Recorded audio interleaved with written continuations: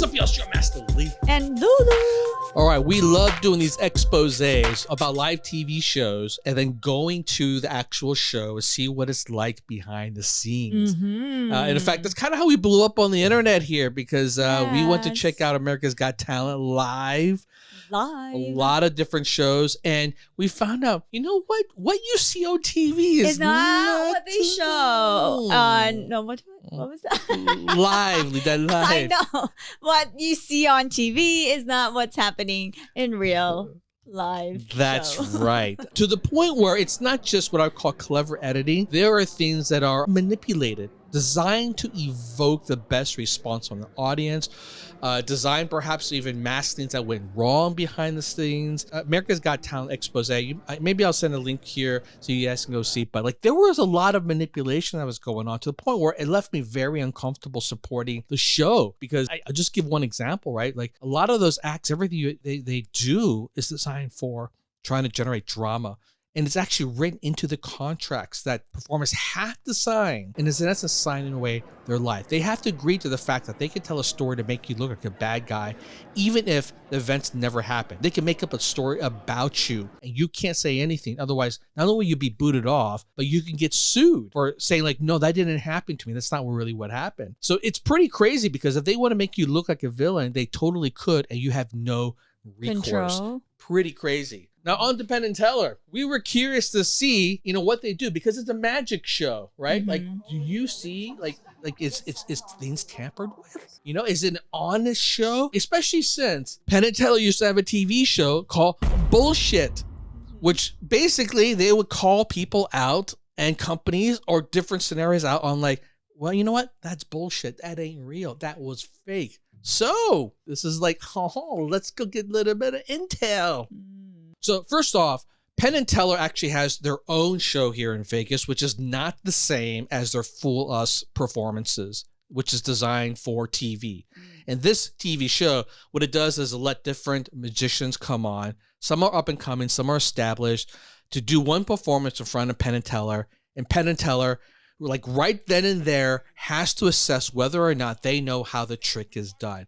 They never actually say it out loud how it's done. They use a lot of what I call magicians speak code words to kind of reveal back to the magician to say like, is that how it's done? And for the most part, they usually figure it out. Like they're really good about knowing everything in the magician world. But if you happen to fool them, then you win this, honestly, it looks like the cheapest plastic trophy you've ever seen. The kind of thing you could buy like one of those Vegas convenience stores, right, for like $5 type of thing.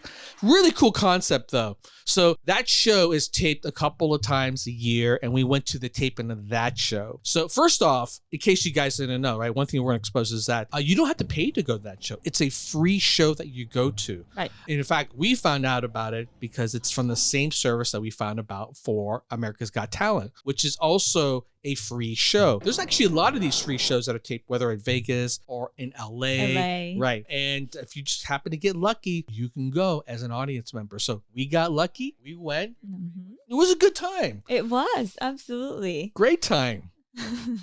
Now, one of the things you realize about the show is that the tapings are actually quite long. Even though what you see on TV may be a half an hour show, you could sit there for 2 hours, 3 hours because they have to set things up, tear it down. Sometimes they redo stuff. So that was something that we learned about America's Got Talent. That show is super long. It's like 5 hours you're sitting there, and you get tired. You get worn out from like hooping and hollering because they want you to, how to express yourself. They want you to scream. You got to make it look like it's the best show the more you've ever seen. And that's not new, right? And we covered that it's before. Entertainment. It is, right? It's entertainment. Now, I will say this, though, right? Penn and Teller, compared to the other shows, it actually wasn't as exciting. It wasn't like hooping and hollering. Quiet. Yeah, it's a lot more mellow in between. I mean, it's almost like they don't care if you're hooping or hollering because, I don't know, maybe magic acts aren't designed to do that. But I hate to say this, like, I think part of it is because the host, right, Allison, she's not a professional host. She's not designed to like get the crowd excited. She's much more calm. And in fact, I think one of the things that we ended up discovering is that they edit a lot of what she says because she messes up a lot. Maybe on that only on that day that I she don't was think just not having a good day? So I think in general, because But- you can kind of pick it up from the TV show that when she's speaking, there's almost like a charm to her in terms of like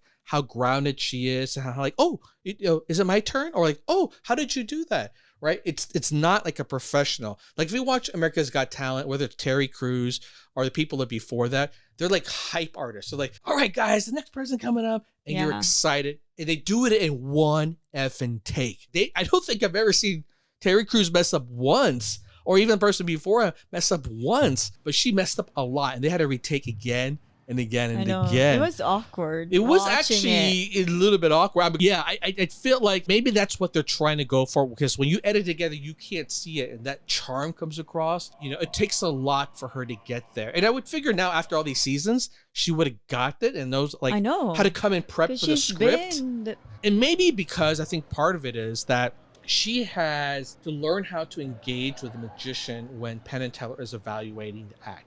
So I'm jumping around here a little bit, but so after the act is done, right, Penn and Teller sits there and deliberates, right?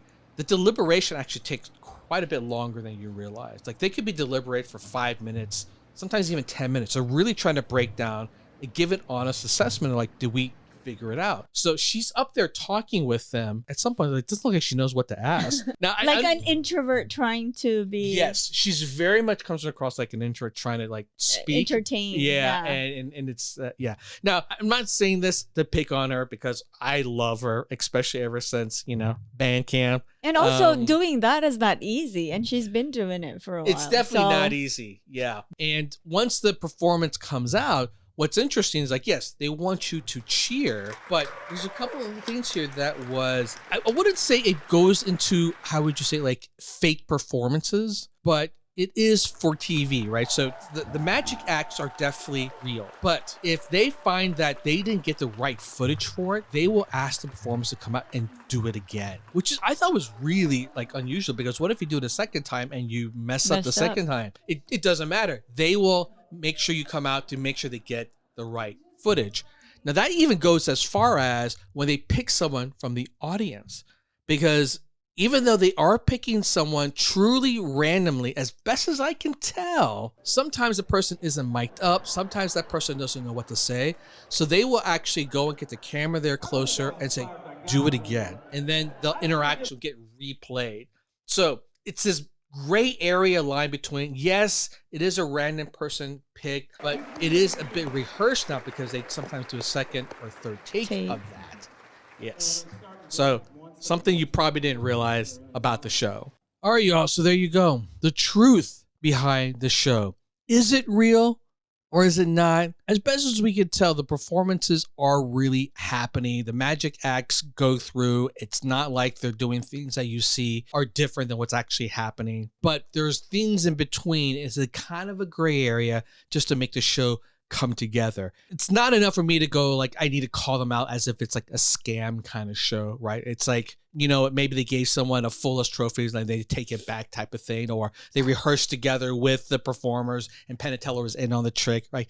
Or they tell someone what to say. Nothing like that. So yes, I think true to their word of calling out bullshit artists, they try to keep their show as, how would you say, true and honest as possible. But again, don't trust everything you see on TV because it's still all a bullshit. Fool you.